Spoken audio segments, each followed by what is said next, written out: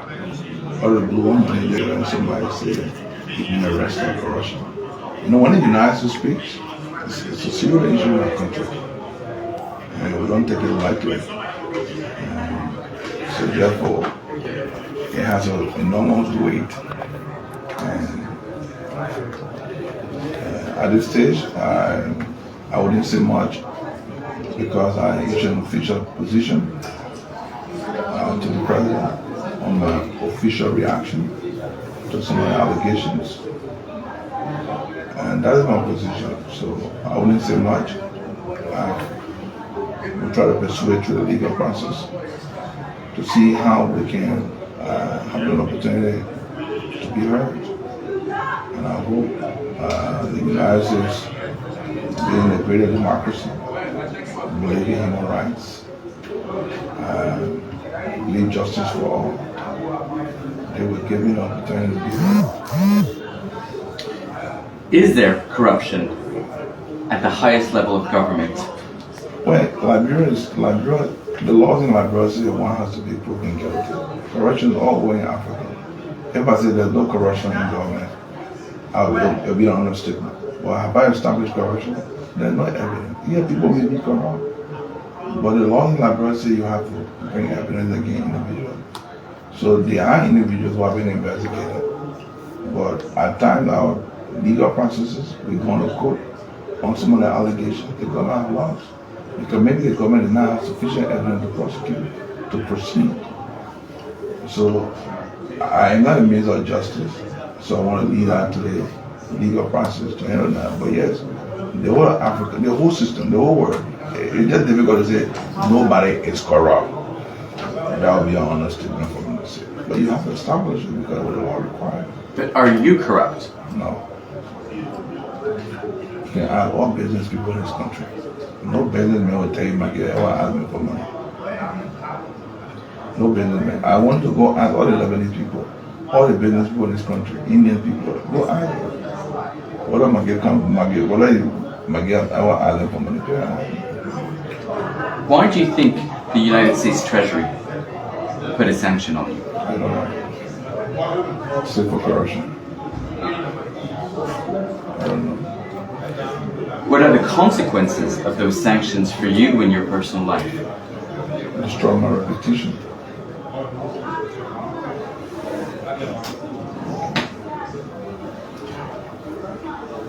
That's all I can say. It has destroyed your reputation? Sure. And what was your reputation? Honest guy. Lawful people. Lawful people. I only did good. Somebody may have told them something. I don't think the American people hate me. But I think somebody may have just told them the wrong information. I don't believe that the United States hate me. I don't believe that. Somebody may have told them. I think they were genuinely trying to find facts. They were genuinely trying to establish fines for corruption. Because the fight, the United States was just very fast to fight against corruption. Somebody may have just told them the wrong information. Somebody may have just given them the wrong information. The truth is there are people out there who are using my name. Maybe it was the wrong McGill. That is the truth. The truth is there are a lot of people who claim to be McGill. And you can ask a lot of people here. People have been calling and they're using my name, McGill. We reported it to the police. We put it into the press. The media has a written story, arrested people who claim to be Minister of State. Go on Facebook. They put Mr.Nathaniel, McGill, Minister of State. They are calling people. Maybe because these people are actions who are doing this thing. And people think, I'm the one doing it, but I'm not the one doing it. Okay, let's talk about Liberia and Liberians. There's been a few protests. Short in numbers, but still people protesting, and in general, Liberians don't like corruption, right? Of course. Nobody actually don't like corruption. I think the fight against corruption, I'm a champion. The president himself is a champion. That's the reason why when you saw my letter, I said it was a good thing for the president to do. Because an allegation of corruption should be taken seriously. And the president should not compromise on that because it is his friend or it is me. The president should deal with it And if the president established that truthful and corrupt honor like real law, and you feel the full weight of the law. And the United States have been consistent in fighting corruption. So I don't think the king targeted me. Or somebody may have misled. Somebody may have told them a story that's not correct. And there are people out there who are using my name. That is a fact. It's a fact. And being reported, people have been arrested. Somebody may say McGill doing it, but I'm not the guy who's doing it. I want to talk to you about this sense, I mean, for Liberians, ordinary Liberians, the COVID outbreak, you had Ebola, you had a lot of things. I mean, under George Weah's presidency, you had a lot of stuff to deal with on the economic front. And it seems that ordinary Liberians are suffering. And when you speak to some of them, they say, well, you know, the people higher up are getting richer, whilst the poor are getting This perception. Poor. Perception is a problem in Africa. And when you are in government, there's a huge expectation. And the people are right to have expectation. Because there's a responsibility for every leader to solve the issue of the people. And so you have a moral responsibility, constitutional responsibility. So the people expect a lot from you. But there are more perception issues here of corruption. And it's been there for the last 174 years. So it's not just in the president we have term. They've been there before. Go to the last administration. Is there The any issue of corruption was there before. Our time, corruption issues always there. So we have to fight to deal with that. Is there anything you want to add, Mr. McGill? The only story I want to add, it was the story that you connected me to. You came to do an investigation, which I think you, as a journalist, you have a right to investigate anything you think that's. And you did a story about what happened in Liberia regarding few Liberian citizens who died. And the assumption, the way the story reported, is that, I mean, we did it.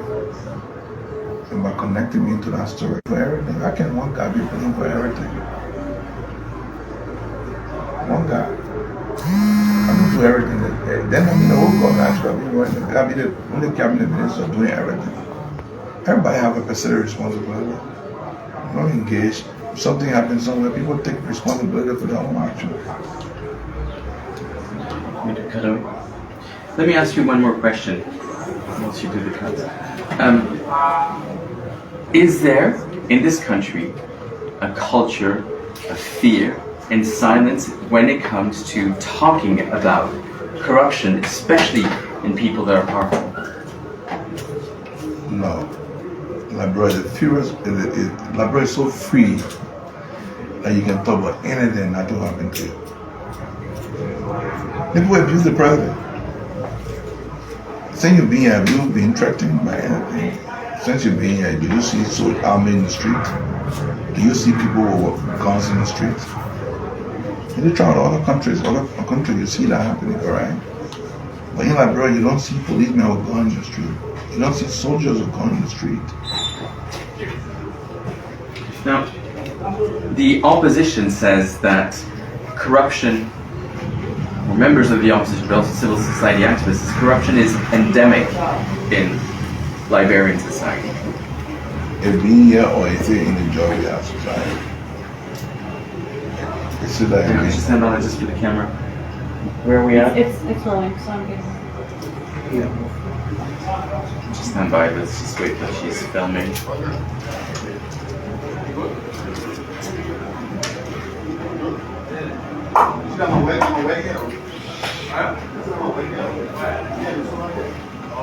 Okay, just be careful because she's going to be filming across the room now.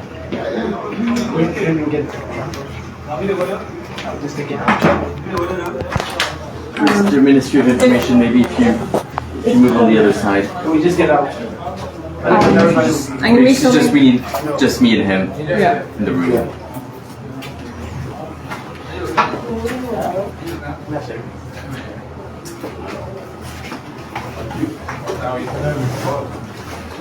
Thank you, Director. So, sorry. So, is there a culture? Just for the light. Yeah. Thank you. Is there a culture, sir, of silence and fear when it comes to talking about corruption? No. You see Sarah demonstration. Curfew, minimum problem. People insult the president. The opposition speak out against corruption. The opposition are given the right to go and demonstrate. You see, they look like. Do you see soldiers in the streets? Tanzania? Have you seen soldiers in the street with guns compared to other African countries? So they don't fear. Nigeria is free. People say whatever they want to say. Our democracy has to be true. It's thanks to the leadership of this president. Now, you've gone inland, I think, a few weeks ago, and there's an incredible picture of you where there's all these pastors around you praying for you. What were they praying for? What was that about? It was that made me laugh. Nigeria is a Christian country. They pray for God mercy. That's all they destroy. Why was the situation is God to take charge? They do their northern prayer. Like Christian country. There's going to be an investigation now following the U.S. sanction. I hope so. I hope there'll be one. You hope that there will be an investigation? Yeah, because what I want. You want an investigation? Of course. If I'm given an opportunity to do it for investigation, I'll be very pleased. And I need that. I need a true story. I need to know what I did. You need to know what you did. Right. So you welcome going to court or having a lawyer and... I welcome that. I welcome that. I want to see. I'm the first person. And will you accept whatever sentence or consistent with the or laws, consistent with the laws, ruling? Consistent with the laws of Liberia. Always so. Consistent with the laws of Liberia.